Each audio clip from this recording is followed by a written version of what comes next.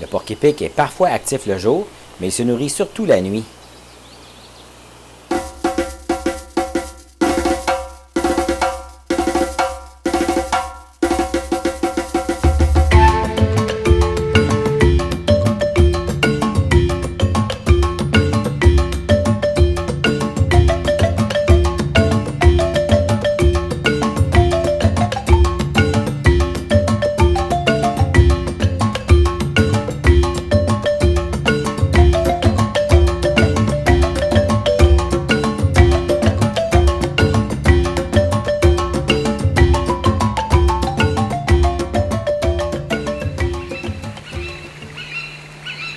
Aujourd'hui, on est le 1er mai 2015. Je suis dans un secteur forestier. Puis là, il y a un oiseau de proie qui passe juste au-dessus de moi pendant que je parle. Superbe. J'ai pas eu le temps d'identifier, par exemple.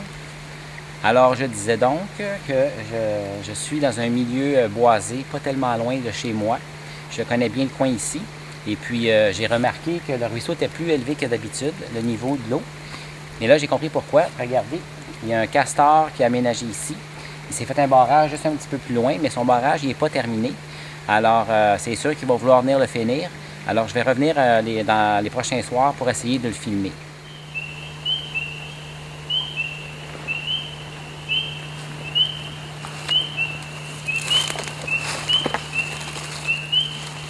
J'étais arrivé au moins 2 heures avant la noirceur. J'étais très bien caché. Les castors sont venus au barrage. Mais ils m'ont pas vu, mais ils m'ont senti. Parce qu'ils ont l'odorat très développé. Puis ils se sont promenés un peu, puis ils sont rentrés dans leur hutte. J'ai attendu 1 heure plus tard, ils sont à peu près revenus. Mais là, ils sont venus encore au barrage.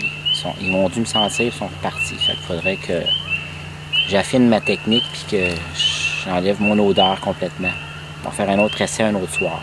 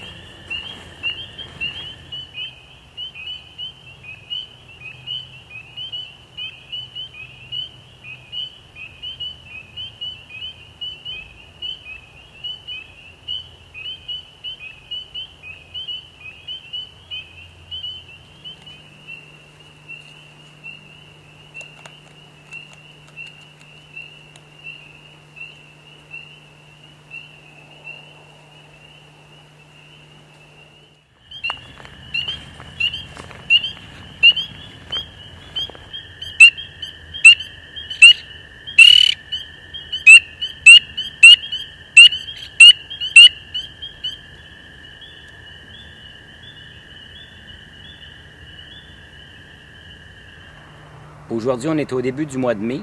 Je me dirige vers une rivière à peu près à 30 minutes d'ici de marche, où je sais qu'il y a des balbuzards pêcheurs qui se tiennent dans le secteur et qui viennent pêcher.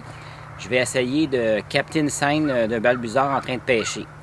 Sur ma route, il va y avoir d'autres habitats où je vais m'arrêter, où on peut faire des observations intéressantes. Là, je vais bientôt arriver à un étang où il y a présence de castors et on pourrait observer aussi les oiseaux aquatiques.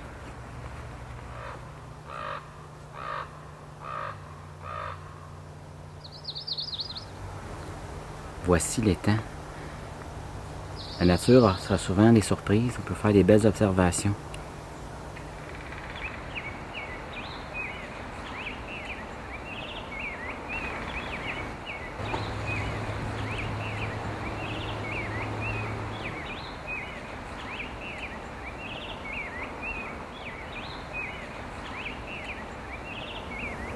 Il y a un escale bronzé de l'autre côté de l'étang qui cherche la nourriture.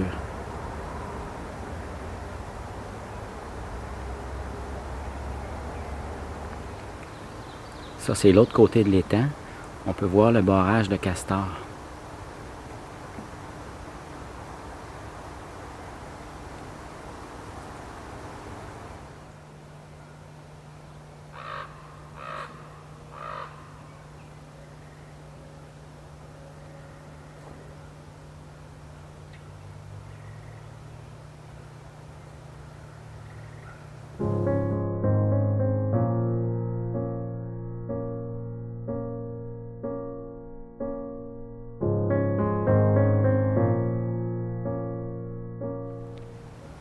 Je dois absolument passer par ici pour aller me diriger vers la rivière. C'est un petit peu acrobatique parce que c'est boueux et glissant. On ne voit pas toujours la boue en dessous des feuilles. Puis si je tombe, j'ai plus de caméra, alors je vais être prudent.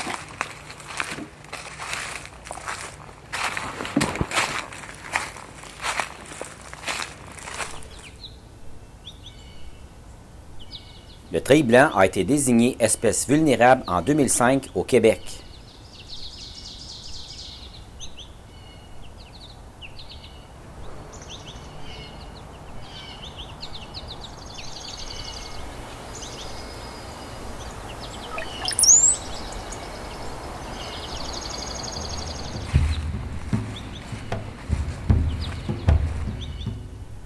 Une trace de cerf de Virginie.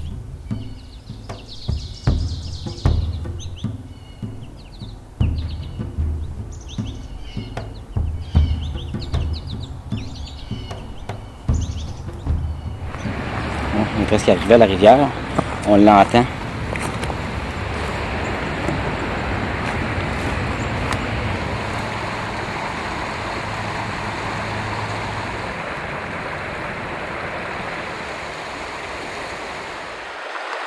Le balbuzard pêcheur se nourrit généralement de poissons qui fréquentent les eaux peu profondes. Il repère ses proies en volant au-dessus de l'eau. Lorsqu'il aperçoit un poisson, il vole sur place et plonge les pattes en avant pour le capturer. Le balbuzard n'a pas pêché pendant que j'étais présent cette journée-là, mais je suis retourné avec ma caméra quelques jours après et j'ai pris une photo au moment où il capturait un poisson.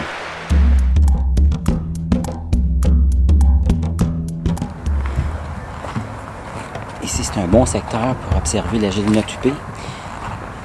Je suis venu souvent ici dans le passé, puis j'en ai souvent observé. On va peut-être en voir une aujourd'hui.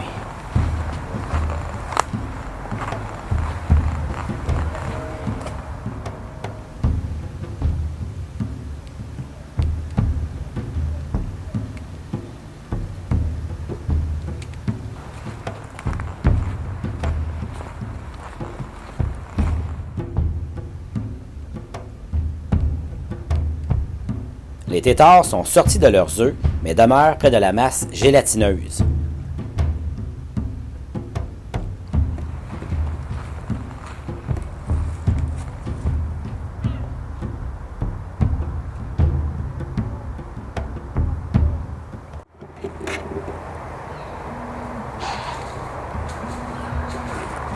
Il y avait un cerf de Virginie juste là.